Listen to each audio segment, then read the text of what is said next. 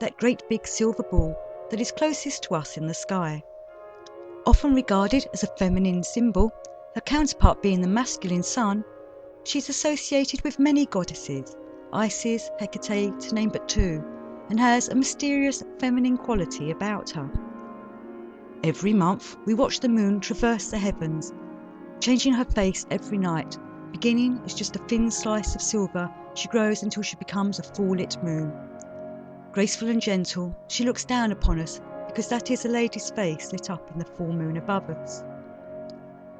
The moon is a natural satellite for Earth as it orbits our planet on an elliptic path, taking 27 days and just under 8 hours to make this passage, whilst averaging speeds of 2,285 miles per hour. This elliptic path means that the distance between the moon and the Earth varies. It can be as close as 225,000 miles or as far off as nearly 255,000 miles. The actual cycle of new moon through to full then back to new moon takes 29.5 days. The moon's atmosphere is almost non-existent, almost a vacuum, so it is inhabitable for us mortals who need air to breathe. The moon has an effect on our planet. It affects the seas with its gravitational pull, and even plants and vegetables prosper if one follows a lunar calendar as to when to sow and when to reap for the best possible crop. It must have an influence on our own natures, since we are bodies mainly consisting of fluids which the moon affects. During her journey around our planet, the moon is lit up by the sun's rays, and depending on the sun and moon's position to one another, depends on how much light falls on that moon's surface, and this follows a pattern. When the moon is out of the sun's rays, it is known as no moon, nothing to see of her in the sky, as no ray of sun falls upon her face. The new moon is when that first sliver of light catches the moon's edge, and from then on the sun's rays reach more and more of that surface, waxing across, revealing more of the moon, growing steadily until the light covers the whole of the face of the moon, giving us nearly 3 nights of that brightness to reflect down upon us, giving night times that silver hue. Then it begins to wane, fall back, withdraw again to complete the cycle back to a time when no moon is seen in the sky. A lunar eclipse is when the sun, earth and moon are so aligned that the earth's shadow falls across the moon face, and this only happens when it is full. A solar eclipse is when the moon passes between the earth and the sun and blocks out the sun. Each day of the week is ruled by a planet. Monday is the day dedicated to the moon. In many old cultures, the people used to go by a lunar calendar rather than the modern day sun version. The Chinese still start their new year based on when the new moon falls at the beginning of spring, and each Chinese year is named after an animal. These animals had years dedicated to them by Buddha. Many centuries ago, the Buddha had asked the animals of the land to come and see him on a certain day and time, and out of all the animals of the land, only 12 showed up. Because of their dedication, he named a year after each one. 2012 was the year of the dragon and full of dragon energy. 2013 is the year of the snake. And here are some wise words from the Buddha. 3 things cannot be long hidden: the sun, the moon, and truth. So there are 13 different moon cycles within a solar year. The harvest moon is the full moon that occurs closest to the autumn equinox, which is then followed by the hunter's moon. Then, with December, comes the cold moon. The Native American Hopi tribe called it the dangerous moon, when nothing grew and darkness was all about. When it is said there is a blue moon, this means it is a month that has 2 full moons in it, which doesn't happen often, and they usually occur with the first near the beginning of the month and the second, the blue moon, towards the end. If the sun and moon should ever doubt, they would immediately go out. A little quote from William Blake there. How was the moon created? There are a few theories, but nobody really knows for sure how the moon came to be. Is the moon a piece of this planet Earth that broke off somehow and then was caught in the gravitational pull of the Earth's movements, thus became trapped close by us? Was there another planet between us and the others that was perhaps destroyed, and the moon is some remnant from it? Apparently the moon is not made of cheese, nor does a man live there according to NASA. And why do wolves howl at the moon? I couldn't find many answers to this. In fact, the only theory I could find was this. The American Indians say the wolf spirit sang the moon into the sky, but why is not explained. Where did they sing the moon from? Did they howl so badly the moon ran off to the sky to escape? In ancient Chinese lore, it is an old man who sits in the moon, and he decides who shall marry who back here on Earth. This Chinese old man is a matchmaker who has an invisible twine of silk which he ties one end to the woman and the other end to a man whom he intends to become a married couple. This cord stays with them, slowly working its way for the two of them to meet and their romantic destiny to unfold. In ancient Egypt, the power of the sun and of the moon could be called upon to avert the evil eye. The evil was cast through jealousy or rage, and it could also be deadly. The old saying, "If looks could kill," explains all. To avert the evil eye, one needs an amulet, and the popular one in old Egyptian times was to use the eye of the son of Horus and the eye of the moon of Horus, whose name describes that he has two eyes. I think it is pronounced Ujati, the name given to the two protective eyes when they are together.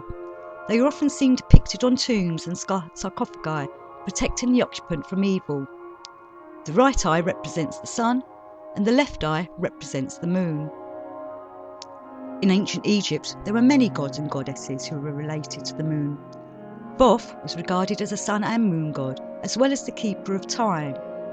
The moon and her phases helped one back on Earth to keep track of what day of the month it was.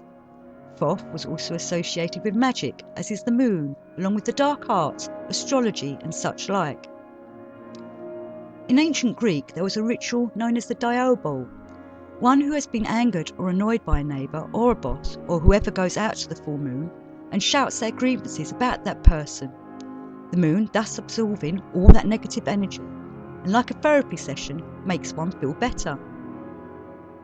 In alchemy, the moon is a feminine symbol, and, like the snake, a sign of regeneration, resurrection. The snake sheds its skin and is reborn. The moon grows full, then shrinks to nothing again, shedding its skin in the shadows to be reborn a new moon. The moon also represents the metal silver, gold being that of the sun, the two most important metals and the two most important objects in the sky connected for us. We suggest, therefore, that philosophers should consider the action of the sun and the moon upon the earth, wrote Dr. John Dee, who was discussed on a previous show about his ambitions to scry with his black obsidian mirror. He and his associate Edward Kelly scried for spiritual visions and contact with other beings. Or some scry by the full moon, looking upon its reflection on still waters until they see something. Some do the same thing with a mirror, looking at the full moon in a mirror and waiting to see what appears in the reflections. Drawing down the moon, another old witch's trick? It was in fact a rite to invoke the goddess of the moon into one, calling down Hecate or whoever your chosen lunar goddess is for a ritual, summoning them to enter you and to pass on their attributes. Such a ritual would involve much preparation of cleansing, meditation and dedication, so that one would be worthy of taking on the goddess's aspects. Loony comes from the word lunatic, which is describing a person who is crazy or erratic. Lunatic is associated to the word lunar, which is of course the word we use for the moon and her qualities. So is a lunatic a crazy person who has been influenced by the moon? Lunacy, can the lunar rays make one go mad? Moon madness? Do our brain rhythms have a relation with the lunar patterns?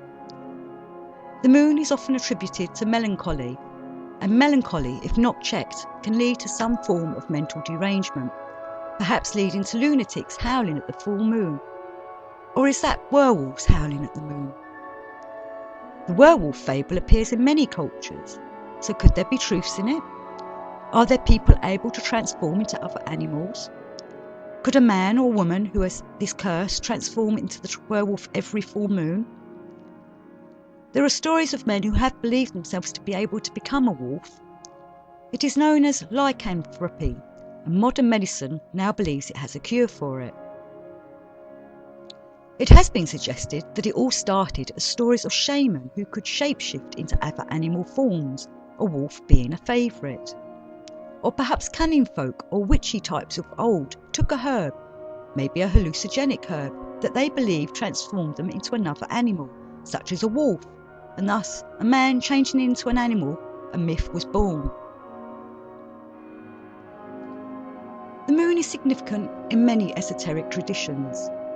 In palmistry, one is able to read one's character and fortune by the lines and mounds on the hand. The various mounds upon the palm are all named after the planets and show the degrees to which a person's attributes are related to it. The mound of the moon is on the outer edge of the base of the palm, under the line of the head. If it is fleshy, people are known as lunarians, and they are usually imaginative, creative, sensitive, possibly psychic. According to Chiro, the famous palm reader of the late 19th century, people with a prominent lunar mount are gifted with a strong imagination and are intensely romantic. Lunar people are magnetic types, able to attract and repel at will. In astrology, all the planets of the solar system affect us in some way or other, the moon being no exception. The sun is our consciousness, whilst the moon is our subconsciousness. The sun, the rational, the moon, the irrational. The sun, our present, the moon, our past. The moon in us is our deeper inner side, our more private selves. Depending on where your moon is placed on your birth date is how the moon and you react.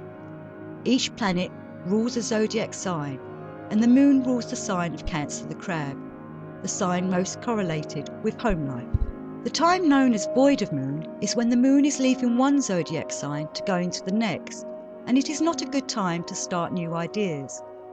This is because, according to astrological law, when the moon is changing signs, things become erratic and well-laid plans go awry.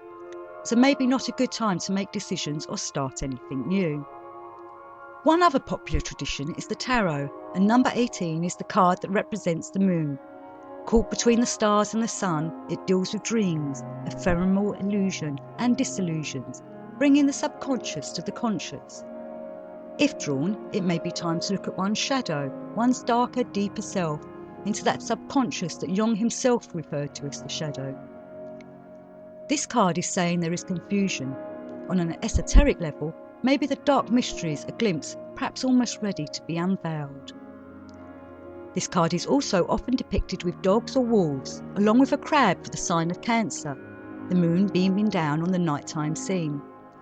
There's usually a pair of objects, towers, megalithic stones or doors, as if offering two paths to choose from, one to go deeper, the other to forget, perhaps to give up and go home. It is your choice which path you take.